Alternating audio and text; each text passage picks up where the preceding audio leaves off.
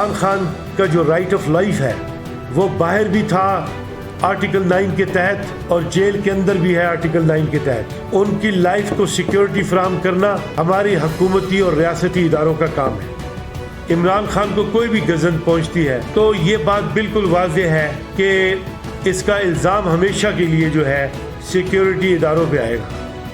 پنجاب کی جو وزیر اعلیٰ ہیں وہ اپنی حکومت کو انتقام کی غرض سے استعمال کرنا چاہ رہی ہیں۔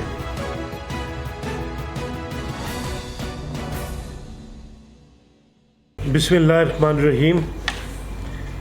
سب سے پہلے تو آپ ساتھیوں کا شکریہ کہ آپ لوگ جو ہیں آج اس پریس کانفرنس کی نسبت سے یہاں اکٹھے ہوئے ہیں۔ میں آج کی یہ press conference P T I کے مرکزی ترجمان اور ہمراہ اس کے بالخصوص secretary general I L F Pakistan کی حیثیت میں کر رہا ہوں۔ میرے ساتھ آئی ایل ایف پاکستان کے senior vice president Adeel but صاحب بھی موجود ہیں اور میری لیگل ٹیم جو ہے بسام احمد صدیقی اور رمشا رابن بھی ساتھ ہیں میرے۔ اور سب سے پہلے تو مجھے اس بات کی معذرت کرنی ہے کہ مجھے آپ کے سامنے 1 بجے آنا تھا، لیکن میں چونکہ اسلام آباد سے آیا پوری رات وہاں پہ ایکسرسائز ہوتی رہی تو پہنچنے میں جو ہے یہاں پہ دیر ہو گئی، اور میں انتظامیہ کا شکریہ ادا کرتا ہوں کہ انہوں نے میری ریکویسٹ پہ پریس کانفرنس کا وقت بڑھا کے یہ 2:30 بجے کر دیا۔ آج کی یہ پریس کانفرنس جو ہے حساس بھی ہے اور اہم بھی ہے۔ اس کے آغاز سے پہلے میں یہ بات کرنا چاہتا ہوں کہ الیکشن ہونے سے پہلے الیکشن شیڈیول اناؤنس ہونے سے بھی پہلے ہمیں یہ بات معلوم تھی کہ بلے کا نشان ہم سے چھینا جائے گا۔ یہ بات بھی بالکل واضح تھی کہ کے پی میں ہماری حکومت آئے گی، پنجاب میں نون والوں کی حکومت آئے گی، سندھ میں پیپلز پارٹی کی حکومت آئے گی اور بلوچستان میں انتظامی سیٹ اپ ہوگا۔ اب جب رزلٹ آ گیا ہے تو ویسے ہی ہوا جس کی کہ پریڈکشنز کی گئی تھی، فیلرز چھوڑے گئے تھے، تو اسی کے تحت یہ فارم 45 کا قصہ اور یہ جزوی معاملات کا قصہ آپ کے سامنے ہے۔ اسٹیٹ مشینری نے پوری کوشش کی اور آپ نے یہ دیکھا کہ الیکشن کے ریزلٹس ویسے لائے گئے جیسے کہ بتائے گئے تھے۔ For all practical purposes elections پہ جتنا بھی پیسہ خرچ ہوا اس کی روشنی میں دیانتدارانہ شفاف الیکشنز پاکستان میں نہیں ہوئے۔ یہ ایک حقیقت ہے۔ ایک طرف الیکشن متنازع ہیں، وہاں اضطراب ہے، دوسری طرف جو ہے وہ الیکشن کمیشن نے اوتھ کی وائلیشن کی ہے، آئینی اوتھ کی وائلیشنز کی ہیں۔ وہی وائلیشن ہماری ریسپیکٹو گورنمنٹس نے کی ہیں، ہمارے سربراہان نے کی ہیں، اقتدار پہ تسلط بھی قائم رکھا، غیر آئینی حکومت کو بھی دوام بخشا۔ بہرحال اس کی روشنی میں یہ انتظامی سیٹ اپ جو ہے وہ بنا دیا گیا ہے۔ یہ آواز کس چیز کی ہے؟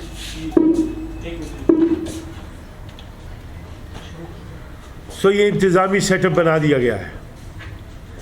اب اس انتظامی سیٹ اپ میں ایک طرف حکومت ہے، ایک طرف ریاست ہے، ایک طرف ریاستی ادارے ہیں، یہ سب ہمارے ہیں۔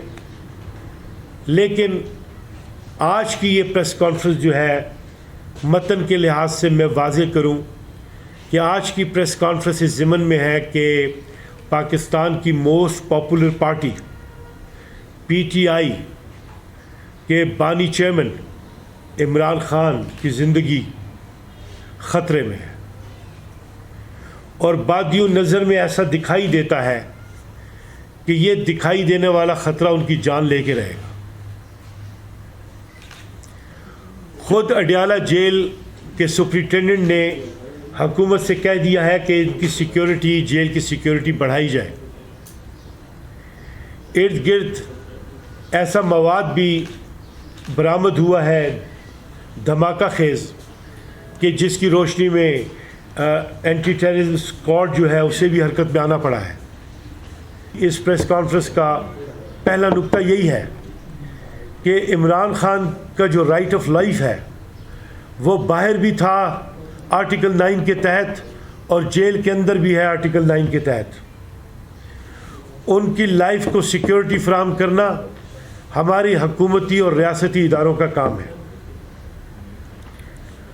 لہٰذا عمران خان کو کوئی بھی گزن پہنچتی ہے تو یہ بات بالکل واضح ہے کہ اس کا الزام ہمیشہ کے لیے جو ہے سیکیورٹی اداروں پہ آئے گا، اور سیکیورٹی اداروں کے لیے بھی چیلنج ہے، اس لیے کہ وہ حفاظت فراہم کرنے کے ذمہ دار ہیں۔ ہونا تو یہ چاہیے کہ تمام سیاسی قیدیوں کو فوری طور پہ رہا کر دیا جائے۔ عمران خان بھی سیاسی قیدی ہے، اس کے خلاف جتنے بھی کیسز بنائے گئے ہیں وہ سیاسی کیسز ہیں، بالکل اسی طرح جیسے ماضی میں ظہور الہی جو ہے چودھری ظہور الہی، ان کے خلاف بھینس چوری کا مقدمہ بنا دیا گیا تھا۔ سو اس ملک کو چلنا چاہیے، اس ملک کو قائم رہنا چاہیے، اس لیے کہ بہت بڑے پرپس کے لیے بنا ہے، بہت بڑے مقصد کے لیے بنا ہے، اور خدا نہ خواستہ ہم اس ایج پہ پہنچے ہوئے ہیں کہ بد اطمینانی کی جو اور بے اطمینانی کی جو فضا ہے وہ بڑھتی چلی جا رہی ہے۔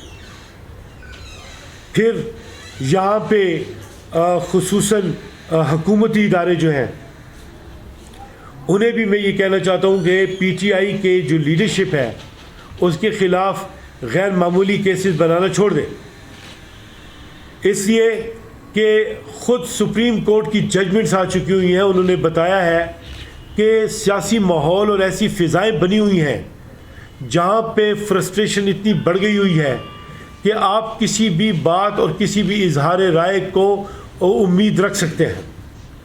لہٰذا اس سلسلے میں جو مقدمات ہماری لیڈرشپ کے خلاف بنائے جا رہے ہیں وہ بھی برے ہیں اور اس روش سے بھی باز آنا چاہیے۔ میں یہاں پہ بالخصوص شاندانہ گلزار کی نسبت سے بھی بات کرنا چاہتا ہوں کہ ان کو بھی ایف آئی اے نے نوٹس دیا ہے اور انہیں کہا ہے کہ آپ جو یہ ٹویٹس کر رہی ہیں اور یہ جو ٹویٹس ہیں یہ جو ہے ملکی سالمیت کو خطرے میں ڈال رہی ہیں باتیں۔ دیکھیے، نیشنل کنسنسس کی ضرورت ہے، تناؤ ضرور ہے، ٹکراؤ نہیں ہے۔ ریاستی اداروں کو میں یہ کہنا چاہتا ہوں، حکومتی اداروں کو یہ کہنا چاہتا ہوں کہ آپ ایک بات سمجھیں، ٹکراؤ نہیں ہے، تناؤ ہے، اور تناؤ اس لیے ہے کہ آپ لوگ بیٹھ کے ڈائلاگ نہیں کر رہے، اس ملک کے لیے ڈائلاگ نہیں کر رہے۔ خصوصاً جو رپورٹس خلیل زلمے جو ہمارے ڈپلومیٹ ہیں یہ یو ایس کے، انہوں نے ہمارے سربراہ کے فوجی سربراہ سپہ سالار کے دورے کی نسبت سے جو گفتگو کی ہے اس نے بھی کافی انڈیکیٹرز ڈیولپ کر دیے ہیں۔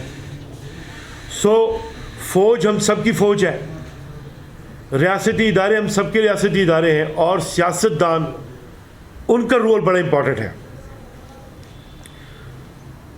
پنجاب کی جو وزیر اعلیٰ ہیں وہ اپنی حکومت کو انتقام کی غرض سے استعمال کرنا چاہ رہی ہیں۔